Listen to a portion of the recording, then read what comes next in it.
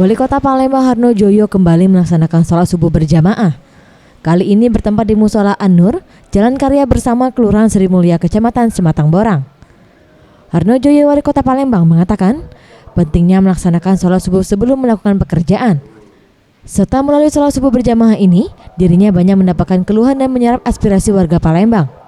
Dengan banyaknya aspirasi yang ditampung dan menjadi bahan koreksi pemerintah Kota Palembang agar dapat bekerja keras lebih baik lagi demi mensejahterakan warga Palembang. Ini walaupun hujan, alhamdulillah Masjid An-Nur ini masih tetap ramai seperti biasa. Tentu sekali lagi ada beberapa hal terkait dengan tujuan kita safari subuh ini. Di samping ini merupakan kewajiban kita sebagai umat Islam untuk melaksanakan sholat subuh berjamaah. Kami juga ingin terus bagaimana supaya antara pemerintah dengan masyarakat tercipta hubungan silaturahim yang sangat baik, ya.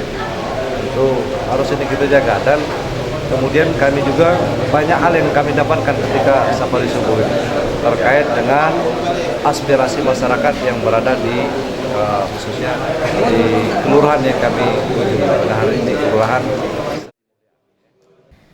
Sementara itu, Suparman Badari, Ketua Pengurus Musola An-Nur, merespon positif program sholat subuh berjamaah yang dicanangkan oleh Harno Joyo, Wali Kota Palembang. Kami sebagai warga di Kelurahan Sri Mulia sangat bangga dan terima kasih kepedulian pimpinan yang sungguh luar biasa untuk mengawali dan untuk memimpin membiasakan sholat subuh. Hal ini selama kami di Palembang baru kali ini kami temui pimpinan yang seperti ini. Mudah-mudahan diawali dengan seorang wali kota, tentunya masyarakat Kota Palembang akan terbiasa.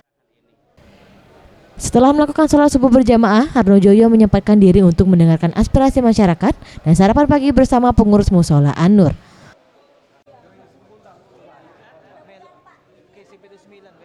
Faradu Satria, Sriwijaya TV.